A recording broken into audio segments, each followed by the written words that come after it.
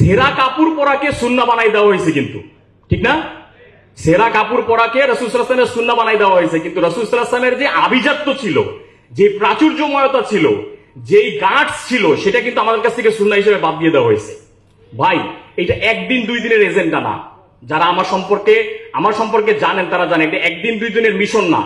হাজার বছর ধরে আপনাকে আমাকে, যারা দিনদার মানুষ আছেন, যারা আলেম আছেন, তাদেরকে অর্থনীতির চাকা থেকে বের করে বাইরে রাখা হয়েছে, যাতে করে সারা পৃথিবীর নেতৃত্বটা তারা দিতে পারে। কারণ আপনার কাছে টাকা না থাকলে তো আপনি নেতৃত্ব দিতে পারবেন না, পারবেন? যার কারণে আপনাকে কি করা হয়েছে, এই মিশন কায়েম করে, নীল নকশা করে আপনাকে আমাকে আলোচনা থেকে বাইরে রাখা হয়েছে। আলোচনায় বাইরে রেখে তারা কি করছে, নেতৃত্ব দেওয়া শুরু করছে। তো এই যে এজেন্ডাটা, এই এজেন্ডাটা আসলে আমাদের বুঝতে অনেক সময় লেগে গেছে ভাই। তারপর আলহামদুলিল্লাহ, যেহেতু আপনারা বুঝেছেন বা আমরা বুঝেছি, অনেক বুঝেছে, এই জন্য এখন আর আমরা সময় নষ্ট করতে চাই না। বিজনেস হচ্ছে একটা পাগলা ঘোড়া। তো এখন একদম ব্যবসায়ী হিসাবে আপনি যখন একটা পাগলা ঘোড়ার উপরে উঠবেন, যেমন মনে করেন আমাদের এখানে কন্টেন্ট কিং এর ইকরাম আসবে, আরো অনেকে আসবে, কোচ কাঞ্চন ভাই আছে, আরো নাফিস সেলিম আছে, এদের কাছ থেকে যখন আপনি বিভিন্ন বক্তৃতা শুনবেন বা প্রশিক্ষণ নেবেন, তখন আপনার কাছে মনে হবে যে না, আমার তো কোটি কোটি টাকা ইনকাম করতে হবে, রাত্রে ঘুমানো যাবে না, হ্যাঁ মানে এইটা পাশে রাখেন, ওইটা পাশে রাখেন, ইনকাম করতে হবে। তো এই যে ক্রেজি ঘোড়ায় যখন আপনি উঠে যাবেন, আমি এখানে এসে একটা দায়িত্ব পালন করি যে আপনাকে ক্রেজি ঘোড়ায় উঠায় দিছে, ঠিক আছে, আপনি ক্রেজি ঘোড়ায় ওঠেন, ঠিক আছে, কিন্তু আমি আপনার হাতে এমন কিছু সুন্নাহ ভিত্তিক লাগাম দিয়ে দিতে চাই, যেই সুন্নাহর লাগামের মাধ্যমে আপনি ক্রেজি ঘোড়ায় উঠে হায়ার ইনকাম করবেন ঠিকই, কিন্তু আপনি আপনার আল্লাহকে ভুলে যাবেন না, আপনি আপনার রাসূলকে ভুলে যাবেন না, আপনি আপনার সুন্নাহ লাইফস্টাইল যেটা আছে এটাকে আপনি ত্যাগ করবেন না। যদিও কমই উদ্যোক্তা, মানে আলেমরা বেশি আছে, দিনদার মানুষরা আছে, কিন্তু আসলে ভাই ব্যবসায় ঢুকে গেলে তখন এই দিনদারিয়াত কিন্তু ছুটে যাওয়ার সম্ভব, চান্সেস অনেক বেশি থাকে না? আবার আজকে আমার আলোচনার টপিকও দেখেন, এখানে আমি দেখাবো যে হালাল এন্ড হায়ার ইনকাম, মানে একজন উদ্যোক্তার জন্য হালাল ইনকাম যেমন জরুরি, হায়ার ইনকাম তেমনই জরুরি। এই হায়ার ইনকামটা করবেন বলেই কিন্তু আপনারা ব্যবসায় আসছেন না, নাহলে তো 10,000 টাকা চাকরি বেতনে চলতো না, 20,000 টাকা বেতনে চলতো না। তো এই বিষয়গুলোকে যাতে একটু সিনক্রোনাইজ করতে পারি আমরা, যাতে একটু ওই যে আপনার ক্রেজি ঘোড়ার উপরে উঠে আপনি লাগামটা ধরে রাখতে পারেন, ওই লাগামটা আমি মানুষ আপনাদের হাতে, যারা ব্যবসায়ী আছে, দিনদার আছে, তাদের হাতে দেওয়ার চেষ্টা করি যে ভাই, তুমি লক্ষ লক্ষ কোটি কোটি টাকা ইনকাম করো, এর মানে তুমি তোমার আল্লাহকে ভুলে যেও না। তুমি লক্ষ লক্ষ কোটি কোটি টাকা ইনকাম করতে পারবা, রাসূল সাল্লাল্লাহু আলাইহি ওয়াসাল্লামের সুন্নাহ মেনেই করতে পারবা। Bill Gates, Mark Zuckerberg, Warren Buffett, এদের পদ্ধতি অনুসরণ করার দরকার নাই। এর মানে এটা না যে তাদের পদ্ধতি খারাপ, তাদের পদ্ধতি ভালো। আমি বলতে চাচ্ছি, অ্যাজ এ মুসলিম, আমি যদি হালাল এবং হায়ার ইনকাম করতে চাই, তাহলে আমাকে আমার সুন্নাহ, আমার আল্লাহ, আমার রাসূল, আমার দিনদারিয়াত, আমার ইসলাম ফেলে দিয়ে অন্য কোনো জায়গায় যাওয়ার প্রয়োজন নাই। প্রয়োজন আছে বলেন? হায়ার শব্দটা দেখেন, এটাতে বাংলায় অর্থ হচ্ছে ঊর্ধ্বতর বা মহত্তর বা ঊর্ধ্বতর। এটা যখন আয় উপার্জনের সাথে যুক্ত হয় তখন বোঝায় প্রয়োজনের তুলনায় অতিরিক্ত আয়, যেই অতিরিক্ত আয় ক্ষতিকর না। এই সেন্টেন্সটা ভাই খুব মানে ক্লিয়ার ভাবে বুঝেন। হায়ার মানে অতিরিক্ত ইনকাম, ওই অতিরিক্ত ইনকাম যেটা আপনার জন্য ক্ষতিকর না। এখন আপনি যদি 10 লাখ টাকা ইনকাম করতে গিয়ে আপনার কিডনি ড্যামেজ করে ফেলান, তাহলে এটা হায়ার ইনকাম হবে? এই কোচ কাঞ্চন ভাই মনে হয় আসবে, ওনার একটা কথা আছে, চমৎকার লিখছে ভাইজান, যে তাজমহল যদি ভেঙে যায়, আপনি কিন্তু একটা তাজমহল বানাইতে পারবেন, কিন্তু আপনার শরীরে যে আল্লাহ সিস্টেম গুলো দিছে, এটার কোন একটা সিস্টেম যদি আপনার লস হয়ে যায়, এটা আর বানাইতে পারবেন?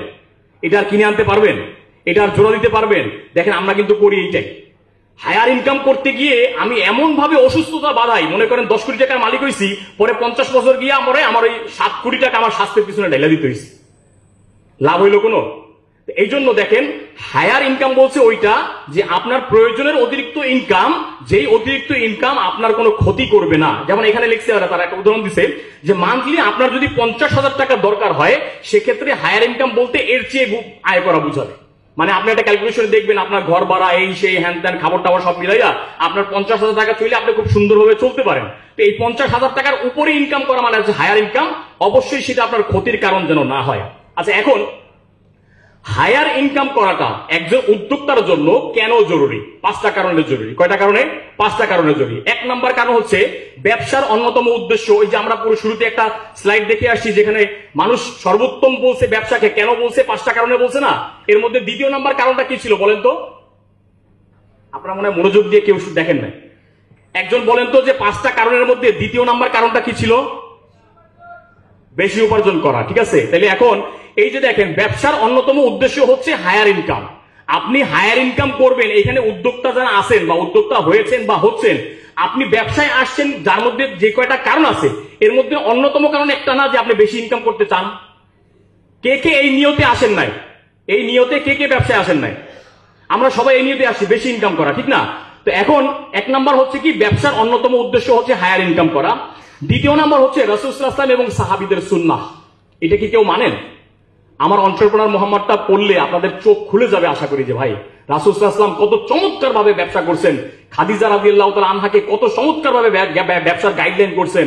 আচ্ছা, আপনাদের মধ্যে কারো যদি সিলেট থেকে ঢাকায় 700 ট্রাকে কারো পণ্য আসে, তারে কি আপনারা ছোট ব্যবসায়ী মনে করবেন? বলেন তো, 700 ট্রাকে যদি কেউ পণ্য পাঠায়, সে কি ছোট ব্যবসায়ী? একজন সাহাবী, আমি সামনে নাম বলবো, আব্দুর রহমান ইবনে আউফ, মদিনায় 700 উটের উপরে তার পণ্য আসছে। কত উটের উপরে? 700 উটের উপরে। তাহলে সাহাবাদের সুন্নাত বলা কি ভুল হয়েছে?